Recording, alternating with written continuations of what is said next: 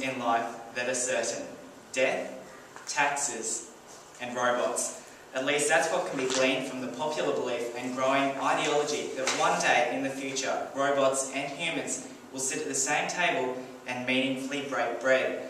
The growing ideology that robotic humans will soon encompass an array of fully developed human emotions has resulted in an increased degree of transhumanism. Undoubtedly, science's next big thing will be the worldwide homogenisation of human beings and humanoid robots. In fact, some go as far as to argue that humanoid robots should be entitled to human rights. Despite this, certain groups ridicule the far-fetched nature of the topic, arguing that it is completely irrational to draw any parallels whatsoever between human beings and technologically crafted pieces of machinery. Two texts that highlight contrasting representations of emotionally contrived robotic humanoids are the film AI, Artificial Intelligence by Steven Spielberg, and an article released by the Institute on Religion and Public Life titled "Robots Will Never Be People and Should Never Have Rights." Both texts utilise a range of techniques to establish a representation that may well be a snapshot of what the future holds. The role of science in today's film industry is more often than not based on a fictional perspective of future trends. The film AI, Artificial Intelligence, is a text that has been constructed to draw upon human emotions in order to increase audience relatability. In fact, one of the features that make this film so successful is the director's ability to make the audience empathise with the robotic human. This empathy is created through the main character, an 11-year-old boy named David, ostensibly the very first robot who can genuinely feel the emotion of love. Audiences were immediately positioned to see David as being human-like in nearly every single aspect, whereas humans were represented as being cruel, harsh, and insensitive. One of the most effective characteristics of the film is the physical portrayal of David in the human form rather than that of an actual robot, complete with the visual aid of a full array of human emotions. The director is hereby imparting his view that in order for the wider public to accept the inevitable advancement of technology and robots, we must first be able to sympathise and empathise with them first. Likewise, when analysing the setting of the movie, the director has cleverly called upon current hypotheses in terms of geological phenomena, such as the melting of polar ice caps, global warming, worldwide flooding, in order to set the tone for the film. The highlighting of these parallel controversial scientific issues lends weight to the authenticity of the likelihood of emotionally contrived robots. Why not? This is emphasised when the robotic engineer states, "I can get a robot to feel the emotion of love, but can you get a human, to love them back?" Furthermore, the intention of the director is to position the audience through cinematic effects to reflect on whether in fact science is the barrier that needs to be overcome, or rather the fear of change or progression itself.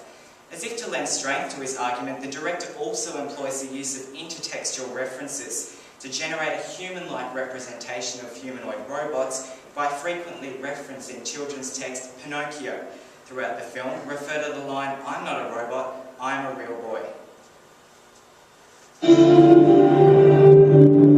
In a distant future, in an age of intelligent machines, he is the first robotic child programmed to love and coexist as a member of a family. It is a tale of humanity and a journey to find his place among humans and the machines. I'm a boy. You are a real boy. At least as real as I've ever made one. Having watched that scene and knowing in the original text Pinocchio does indeed become a real boy, it is clear that the director is suggesting that David can become a real boy too. The not-so-subtle implied themes of social acceptance and a sense of belonging blur the lines between reality and science fiction. By reflecting on our values, beliefs and cultural assumptions, the filmmakers in this instance are able to impart negative connotations and represent humans as self-indulgent, narrow-minded and egotistical. Conversely, the Institute on Religion and Public Life, an interreligious, non-partisan research and education institute whose purpose is to advance a religiously informed public philosophy, represents the issue in stark contrast to the previously analysed film. We need not look further than the title in order to be able to identify the position of the article. Robots will never be people and should never have rights. The author aims with this title, using the form of print media, to unashamedly grab the reader by the throat and almost threaten them to have a differing opinion. The text itself comes across at times as sarcastic, which contributes greatly to the intention of falsifying humanoid robots. Evidenced in a quote from the text, "Robots of the kind envisioned would only be computers with very sophisticated software.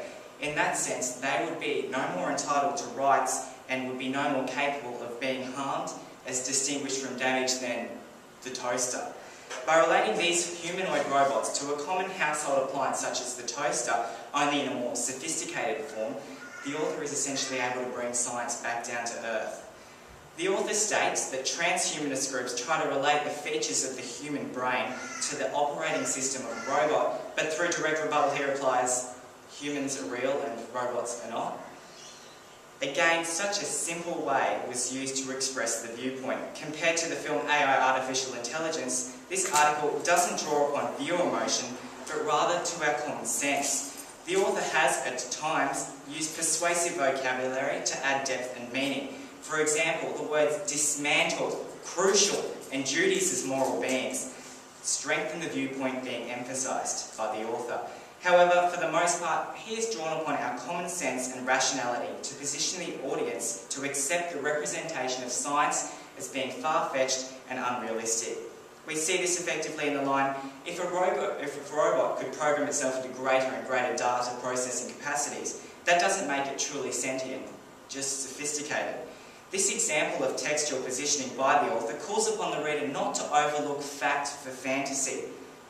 Furthermore, the author goes on to quote a contradictory viewpoint from an article in the Guardian newspaper in the UK, where they reference the machine part of robotics to the machine-like characteristics of the human brain, only to accuse the writers of being part of some reductionist-type movement. Overwhelmingly, the direct, unambiguous style of text dares the reader to oppose the writer's views. But isn't this easier? Ladies and gentlemen, it's far too easy to get lost in what either science or the media portray as being fact. We, as sufficiently educated individuals, need to draw upon our sense of rationalisation in order to adequately contrast all representations and consider them for what they truly are, deliberately crafted.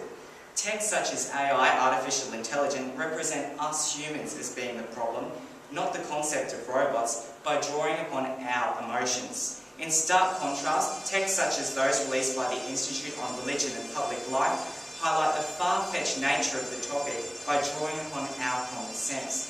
Despite this, it is up to the individual to determine which viewpoint they identify most succinctly with. You decide your own future direction, artificiality or not.